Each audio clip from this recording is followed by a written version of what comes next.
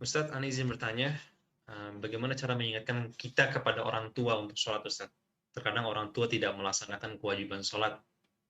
Kita yang menyampaikan, namun kadang-kadang takut menyinggung hati orang tua. Atau bahkan, dan kasus lain, Ana gabungkan, ada orang tua yang ternyata dia terkena penyakit prostat, dan setiap sedang sholat ternyata sering keluar. Akhirnya dia jadi tidak sholat karena takut sedang tidak suci, Ustadz. Karena penyakitnya itu, Ustadz. Bagaimana? Allah Ustadz? Akbar. Nah, subhanallah jemaah ya. Seharusnya orang tua yang ngajarin anaknya sholat. Perintahnya Nabi kayak gitu tuh sallallahu alaihi wasallam. Tapi ternyata Allah yukhrijul hayya minal mayyit wa yukhrijul mayyita minal hayy. Allah itu mengeluarkan yang mati dari yang hidup. Orang tuanya Nabi, anaknya kafir. Orang tuanya soleh, kadang-kadang anaknya nggak benar. Tapi sebaliknya, mengeluarkan dari yang mati, yang hidup. Orang tuanya kafir, anaknya muslim. Bagaimana orang tuanya Nabi Ibrahim dan bagaimana Nabi Ibrahim alaihissalam. Tadi ada orang tua yang nggak sholat, tapi alhamdulillah anaknya sholat. Bagaimana cara ngasih orang tua penjelasan dan pencerahan? Dia perlu ngobrol sama orang tua. Memang salah satu yang harus dilakukan sebelum bicara sholat itu memperbaiki 2 kalimat syahadat.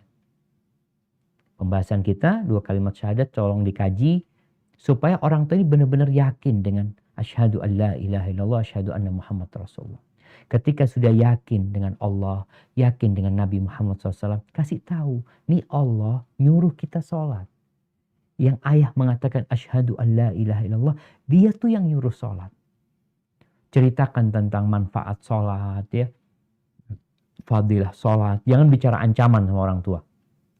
Nanti dia akan yaitu tersinggung. Tapi kalau kita sebutkan yang indah-indah, keutamaan sholat ini dan itu, harapannya dia tertarik.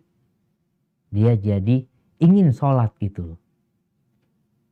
Semoga dengan cara seperti itu orang tua nerima.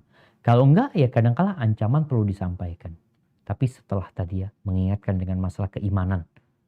Asyhadu an la ilaha illallah wa anna Muhammad Rasulullah. Adapun berkaitan dengan orang yang sakit ya. Kalau orang sakit kemudian dia nggak bisa nahan kencing. Gimana sholatnya? Ya udah. Ketika dia masuk waktu sholat dia ambil wudhu. Kemudian kemaluan dia bungkus. Kalau memang suka keluar apa istilahnya? Bahasa kita tuh cer-cer ya, apa? Bahasa Arabnya tuh salisul baul. Jadi yang memang nggak terasa keluar tuh air seni itu tanpa niat gitu loh. Maka dibungkus kemaluannya, kemudian dia sholat. Allahu Akbar. Nanti keluar ketika sholat nggak ada urusan dia, karena memang dia ma'dzur, ada uzur buat dia, bukan kemauan dia itu. Jadi insya Allah sampaikan kepada orang tua, ayah sudah uzur. Sedangkan kewajiban sholat ini adalah kewajiban yang tidak terangkat kecuali akalnya orang itu tidak bersama orang tersebut. Selama hayat masih dikandung badan dan akalnya ada bersama dia wajib sholat. Ada keringanan-keringanan, nggak bisa wudhu tayamum, nggak bisa berdiri duduk. Kalau tadi dikatakan memang nggak bisa menghilangkan najis, ya udah sholat dalam kondisi seperti itu. Kenapa? La yukallifullah nafsan illa wus'aha. Allah itu tidak memberati hambanya lebih dari kemampuan dia. Dan ada sebuah kaidah.